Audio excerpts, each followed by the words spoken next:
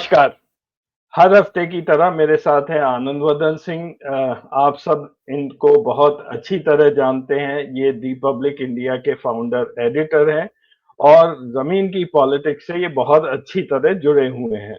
हम लोगों को ये काफ़ी अंदरूनी और अच्छी-अच्छी बातें बताते रहते हैं, जिससे हमें भी पता चलता है कि बाकी देश में क्या हो रहा है। हम लोगों का मतलब जो हम हैदराबाद और साउथ में बैठे हुए हैं। तो Anand, thank you again for joining.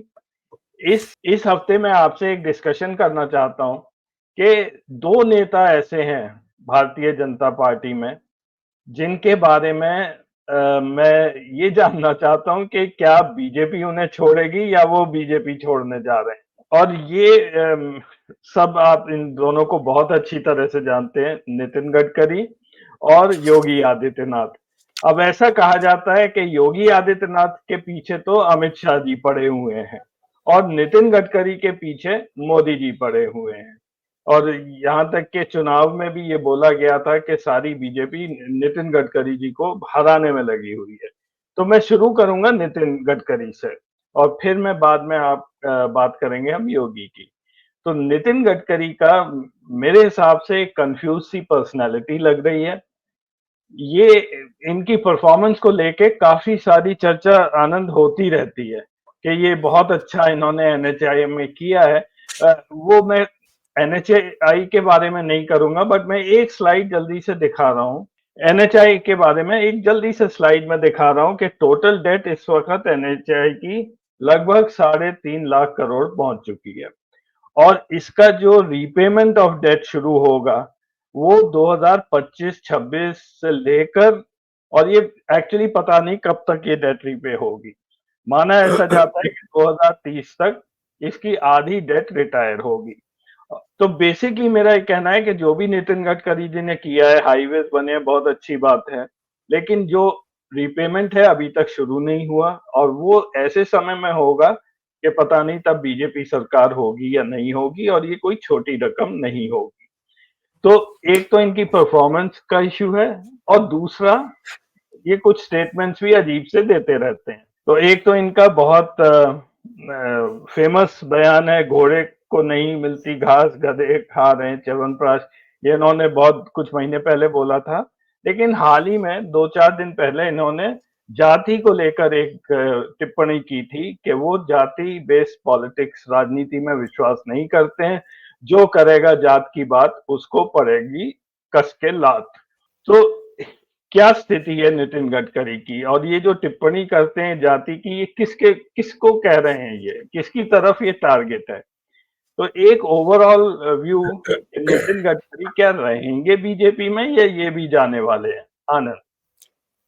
नहीं, पहली चीज एक एक करके अजय, मैं बिल्कुल स्पष्ट हूं कि नितिन गडकरी को भी अगर जैसे वो कह रहे हैं ना, अगर उनको लात भी पड़ जाती है, मान ली नितिन गडकरी को लात पड़ती है, तब भी वो लात खा के भी बीजेपी में रहेंगे। वो लात खाने के बाद भी बीजेपी से बाहर नहीं जाएंगे, ये बिल्कुल स्पष्ट है।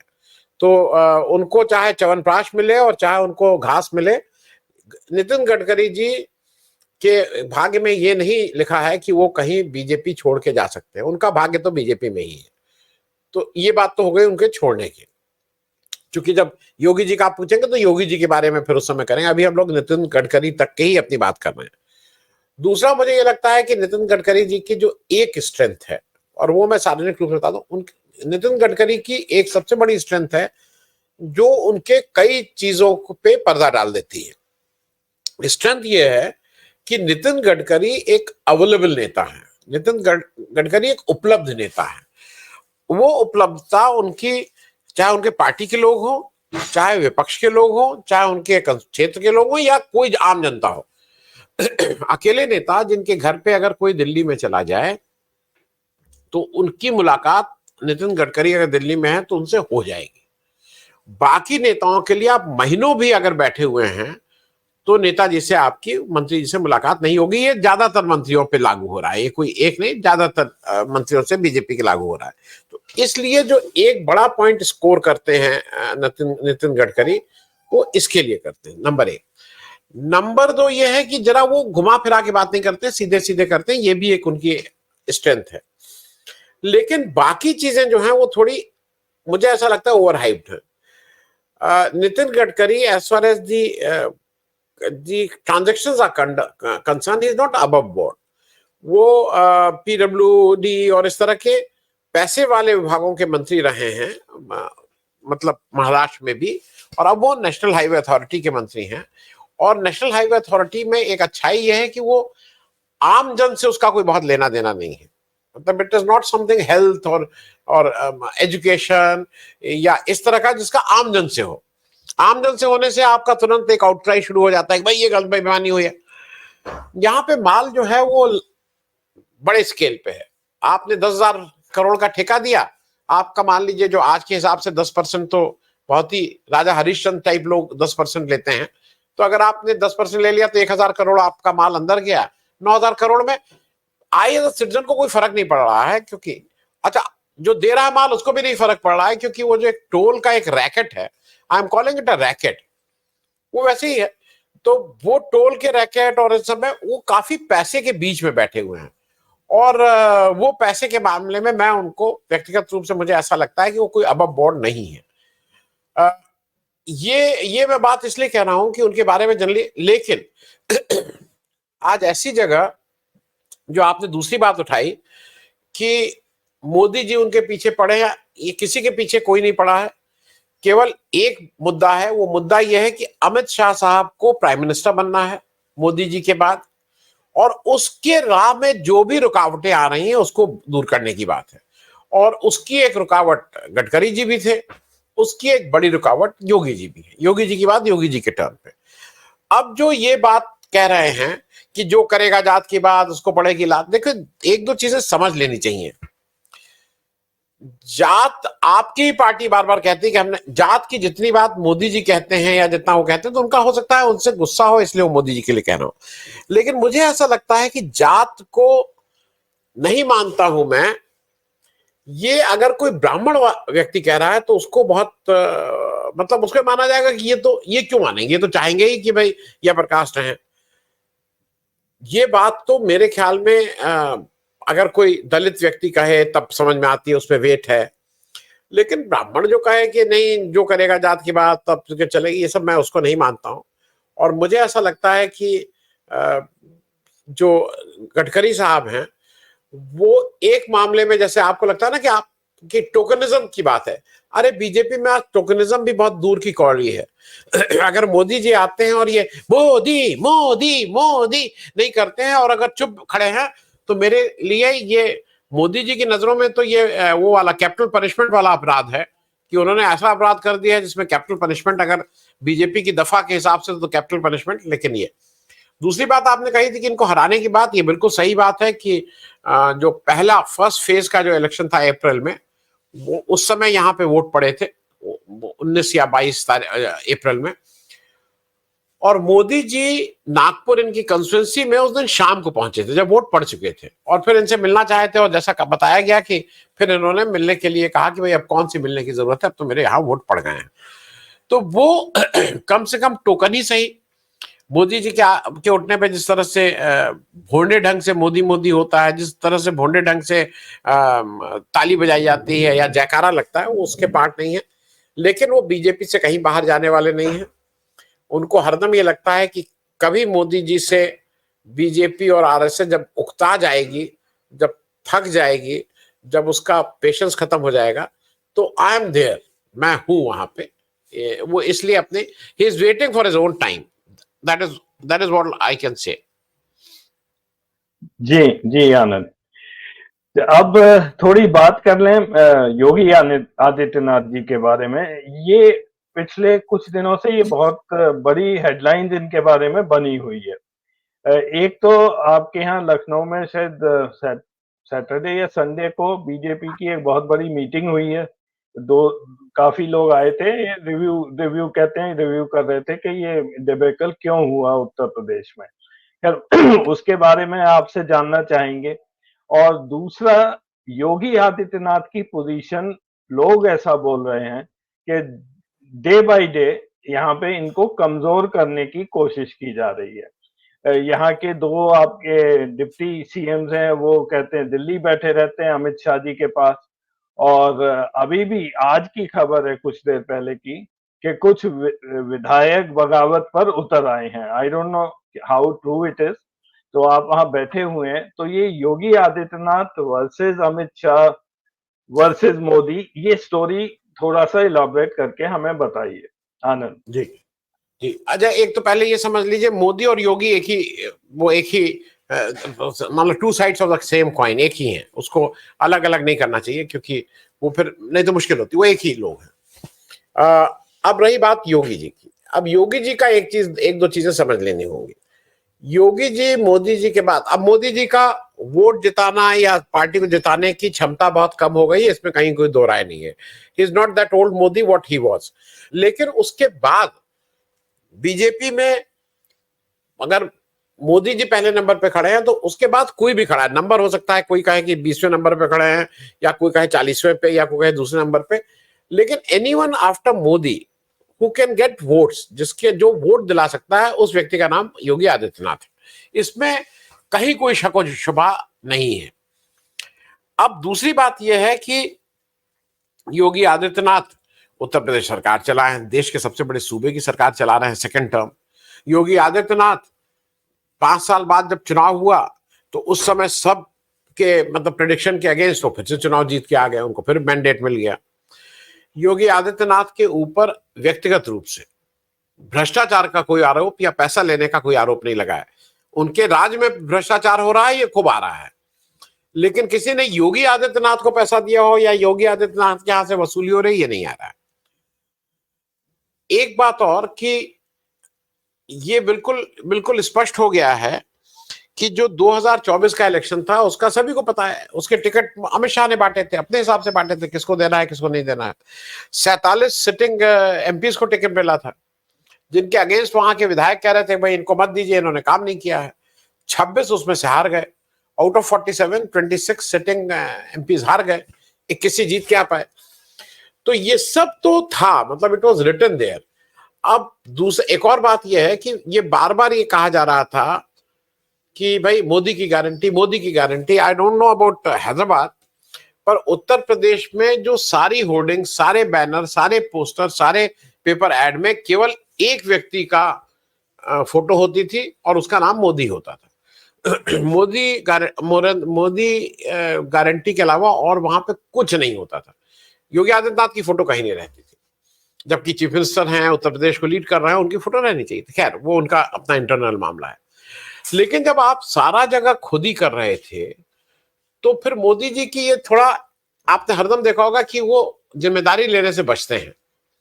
ही गोज फॉर एस्केप रूट्स। वो सबसे मजाक करना चाहते हैं, लेकिन उनसे कोई मजाक ना करे। वो सबको गाली देंगे, लेकिन उनको कोई गाली न दे। वो सबको बालक बुद्धि और इस तरह की बातें करेंगे, लेकिन उनको कोई बैल बुद्धि ना बोले। ये मैं बात इसलिए कह रहा हूं कि ये मोदी जी की एक साइकोलॉजी है, हम और आप उसके तमाम उदाहरण देख सकते हैं। अब हुआ क्या है कि इसका कोई, आप जितनी भी सभाएं कर लीजिए, जितने भी चिंतन शिविर कर लीजिए, जितने भी कंसल्टेंट को बुला के ग्राउंड में सर्वे कर लीजिए, इसमें मेरे ख्याल में कोई सर्वे की जरूरत। यूपी क्यों हारे? मोदी जी की वजह से हारे, क्योंकि भाई मोदी जी का के ऊपर ओवर कॉन्फिडेंस सबका कि मोदी जी ही जिताएंगे, तो मोदी जी की वजह से हारे। इसको स्वीकार कर लेना चाहिए बीजेपी को। लेकिन ये हिम्मत या ये बात स्वीकार करना करीब करीब इम्पॉसिबल है। ये कैसे कोई स्वीकार कर ले कि मोदी जी हार गए हैं? तो अब कोई एस्केप रूट ढूंढा जा रहा है, कोई बलि का बकरा किसको बनाया जाए।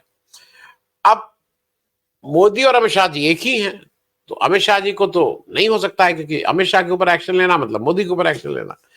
अब इसके बाद कौन ऑल्टरनेटिव बचता है?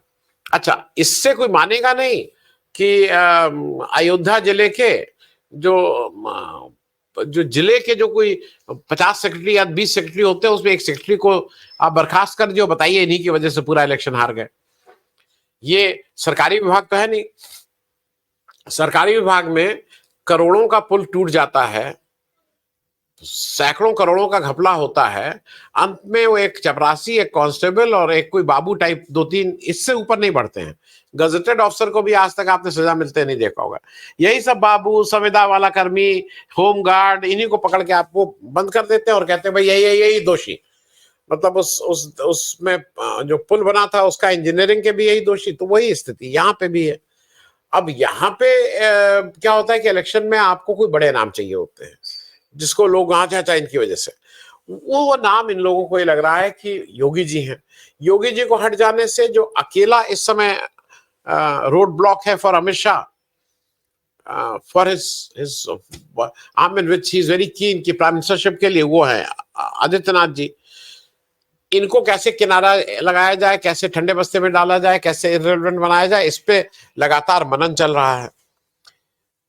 मीडिया में प्रोजेक्ट ये किया जा रहा है कि भाई बहुत लोग इनसे गुस्सा हैं, देखिए रोज ये जितने लोग गुस्सा हैं वो आज से गुस्सा नहीं है, वो पिछले 5 साल से गुस्सा है। संजय निषाद 2014 से ही गुस्सा है मोदी जी के आगे, अरे योगी जी के अगेंस्ट इलेक्शन लड़े थे। योगी जी को एक और टिपिकल था 2009 से पहले भी और उसके बाद भी, इनको भी जैसे स्मृति ईरानी को मोदी जी ने एक विभाग सौंप रखा था कि गांधी परिवार गाली विभाग, उसी तरह से संजय निषाद को अमित शाह ने एक विभाग सौंप रखा था कि योगी गाली विभाग।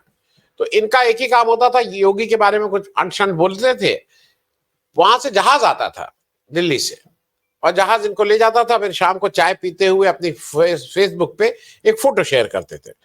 तो ये मैसेजिंग बिल्कुल क्लियर होती थी कि सुबह देखा मैंने इससे करवाया कि अजय प्रकाश जो है वो नीला वो पहनते हैं, और नीला जो टी शर्ट पहनते हैं वो तो बैल बुद्धि होते हैं, और इसके लिए मैं उनको बुला के, तो इस तरह के ये काम कर रहे थे।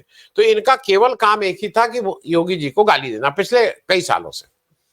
ओम प्रकाश राजभर योगी को गाली देने का काम, अनुप्रिया पटेल योगी को गाली आज से नहीं दे रही है, बहुत दिनों से दे रही हैं। आप जो भी नाम ले रहे हैं ये सारे वो नाम हैं जो एक केशव प्रसाद मौर्य, मतलब उनको तो लगता है कि 2017 में जब सरकार आई थी तो Keshav Prasad Maurya was the natural candidate for chief ministership, क्योंकि वही अध्यक्ष थे, उनको बनना चाहिए था। योगी जी सामने से खाने परोसी हुई थाली उठा के लेते चले गए, तो अब वो भी उस सुर में मिलाए रहते हैं।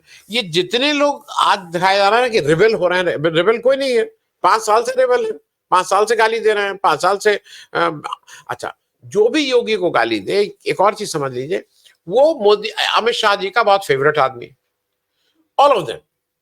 उत्तर प्रदेश में जिसने योगी जी को भरा भला कुछ किया, कुछ भी बोला, वो बिल्कुल नंबर 1 आदमी है अमित शाह का। तो अमित शाह इस तरह की पॉलिटिक्स कर रहे हैं। तो जो कुल बात हो रही थी कि योगी जी अब वो कोई स्केपगोट ढूंढ रहे हैं, स्केपगोट में योगी जी आज के हालात में फिट इन हो नहीं पा रहे हैं, क्योंकि सबने देखा था कि कौन कैंपेन चला रहा था, किसने टिकट का बांटे थे, सबको पता है। तो अभी एक तैयारी ये है कि 10 जो उपचुनाव होने उत्तर प्रदेश में बाई इलेक्शंस, उसकी स्थिति यह है कि वहां 5 सीटों पे समाजवादी पार्टी के विधायक जीते थे जो रिजाइन किए हैं, 3 पे भाजपा के विधायक थे, 1 पे आरएलडी का विधायक था, और 1 सीट और है जिसपे निषाद पार्टी का विधायक था। तो अब कोशिश ये हो रही, अच्छा मेरा अपना आकलन ये है कि अगर योगी जी अपनी सीट पे रह जाते हैं, योगी जी और अमित शाह और इन सबके झगड़े खत्म हो जाते हैं, तो बीजेपी इन उस चुनाव में 2 से 3 सीट पा सकती है। लेकिन अच्छा, अगर वो योगी को बर्खास्त करते हैं और बाहर निकालते हैं, तो ये लिख के मैं कह सकता हूं कि 0 सीट बीजेपी की आएंगी। इस बाई इलेक्शन की बात कर रहा हूं। तो योगी ने वो अपनी रेलेवेंस बना ली है, और अमित शाह के लिए जो सारा कुछ जो अभी ये आप देख रहे हैं, जो कलाबाजियां खाई जा रही हैं इधर का उधर, यहाँ का वहां, वो केवल अमित शाह के प्राइम मिनिस्टरशिप की राह को आसान बनाने के लिए है। अजय जी जी आनंद, जो जो योगी आदित्यनाथ का इस मीटिंग के बाद जो स्टेटमेंट आया है, उसमें उन्होंने ओवर कॉन्फिडेंस की बात की है। आई थिंक उन्होंने बड़ा टैक्टफुली मोदी जी का नाम तो नहीं लिया, बट उन्होंने ये हिंट जरूर दे दिया है। और दूसरा उन्होंने कहा है कि हमारे दलित वोट्स जो थे वो हमारे से निकल गए थे। और एक बात शायद उन्होंने और की थी, मेरे ध्यान से स्लिप हो रही है, तो ये 2-3 बातें योगी जी ने आके की हैं। डायरेक्टली किसी ने भी ये नहीं बोला है कि ये सेंट्रल लीडरशिप की वजह से हुआ है, जितने भी वहां लोग थे। किसी ने नहीं कहा है। तो इसका ये मतलब सा हो रहा है कि बीजेपी अभी भी पहली चीज ये नहीं समझ रही है कि वो हार गई है यूपी में, और अगर आप इसका सल्यूशन नहीं निकालेंगे तो जैसा आप कह रहे हैं आगे चल के भी ये नहीं जीत पाएंगे। तो ये जी इन लोगों को समझ आ रहा है या नहीं आ रहा है आनंद? नहीं, अभी जो दो तीन चीजें हैं, एक तो मैं जो योगी जी ने का कल स्टेटमेंट था ओवर कॉन्फिडेंस, ये योगी जी क्या कह रहे हैं, ये सारे लोग कह रहे हैं, आप भी तो कह रहे थे 400 सीट पार, 400 सीट पार, आप बिल्कुल कॉन्फिडेंट थे। तो मेरे ख्याल में शायद योगी जी का जो कहना है वो 400 सीट पार के स्टेटमेंट के ही पे ही कहना है। दलित वोट चले गए हैं, योगी जी का बिल्कुल सही आकलन है कि पिछली बार के मुकाबले इस बार दलित वोट चले गए हैं। उत्तर प्रदेश में 17 रिजर्व सीट हैं, पिछली बार 15 बीजेपी के पास थी, इस बार 8 रह गई हैं, आधी रह गई हैं। दूसरा क्या है कि समाजवादी पार्टी ने एक एक्सपेरिमेंट किया, एक जगह सफल रहा, एक जगह सफल नहीं रहा। एक्सपेरिमेंट ये किया गया कि जनरल सीट से उन्होंने दलित समुदाय के किसी व्यक्ति को उतारा। वो एक्सपेरिमेंट अयोध्या में बहुत ठीक से सही हो गया, लेकिन वो एक्सपेरिमेंट मेरठ में सही नहीं हुआ। तो मेरा सिर्फ कहना यह है कि जो दलित वोट की बात है, जिसको योगी जी ने सही पकड़ा है, वो बिल्कुल साफ है, और बीजेपी की लीडरशिप को तय करना है ना। बीजेपी में कौन राज्यसभा मेंबर बनेगा, कौन एमएलसी बनेगा, ये बीजेपी की लीडरशिप तय करती है, योगी आदित्यनाथ की सरकार नहीं तय करती है। क्योंकि मैं एक डिफरेंस और बता दूं दर्शकों को, योगी आदित्यनाथ उत्तर प्रदेश की भाजपा सरकार के मुख्यमंत्री हैं। योगी आदित्यनाथ उत्तर प्रदेश भारतीय जनता पार्टी के अध्यक्ष नहीं हैं, उनके पास ये ताकत या पावर नहीं है कि किसको एमएलसी बनाना है, किसको राज्यसभा भेजना है। ये संगठन काम देखता है। अब ऐसे संगठन की जरा स्थिति ये देख लीजिए कि उत्तर प्रदेश से 24 बीजेपी के सांसद हैं राज्यसभा में, 24 और विधान परिषद में 79 एमएलसीज हैं विधान परिषद में। तो इन दोनों जगहों की स्थिति यह है कि आप दलित का वोट तो चाहते हैं, लेकिन राज्यसभा में आपने केवल 20 में से 2 लोगों को दलित को बनाया है, और जो विधान परिषद है वहां पे आउट ऑफ 79 केवल 2 को आपने वो बनाया। विधान इन दोनों जगहों पे रिजर्वेशन नहीं होता है, तो इसलिए सारी सीट ओपन होती है। आपने 79-80 में आपने केवल 2 दलितों को बनाया, और फिर आप कह रहे हैं कि दलित वोट भाग गया। दलित वोट तो भाग ही जाएंगे। मतलब यहां से कोई ऐसा उपक्रम नहीं हुआ, कोई ऐसी बातचीत नहीं हुई बीजेपी में जिससे दलित को ये लगे कि भाई ये अपना घर है, इनके ऊपर विश्वास किया जा सकता है। मैं अंतिम बात कह के इसको खत्म करूंगा। बेबी रानी मौर्य थी, उत्तराखंड की गवर्नर थी, दलित समुदाय से आती थी, उनको इस्तीफा देके बुलाया गया उत्तर प्रदेश में इलेक्शन लड़ने के लिए। ज्यादा लोगों की अटकल ये थी कि अब ये शायद चीफ मिनिस्टर की रेस में है। फिर जब चीफ मिनिस्टर आदित्यनाथ जी बन गए, तब ये बहुत बार बार कहा जाने लगा कि नहीं नहीं नहीं, ये डिप्टी चीफ मिनिस्टर जरूर बनेंगे, उनको कुछ नहीं बनाया गया। तो मुझे ऐसा लगता है कि योगी जी ने तो उस बीमारी की तरफ इंगित किया है, और ये तो बीजेपी का इंटरनल मामला है, वो इसको कितना मानती है और कितना नहीं मानती है। अजय जी, लास्ट क्वेश्चन मेरा ये है, जो कि अगेन इसी बैठक से निकला है, कि कांग्रेस का एक फॉल्स नैरेटिव वो लोगों ने मान लिया। फॉल्स नैरेटिव यही था कि संविधान बदल जाएगा और रिजर्वेशन बदल जाएगा। तो इस बारे में आपका क्या विचार है? क्योंकि मेरे हिसाब से तो ये शुरू तो मोदी जी ने किया था जब 400 पार की बात हुई थी, और उसको कांग्रेस ने पकड़ के इसमें कन्वर्ट कर दिया, जिसमें वो सक्सेसफुल रहे। लेकिन 2014 से तो मोदी जी का ही फॉल्स नैरेटिव कितना बनता रहा है हमेशा से। आनंद? हाँ, लेकिन अजय मैं थोड़ा इससे डिफर करता हूं आपसे।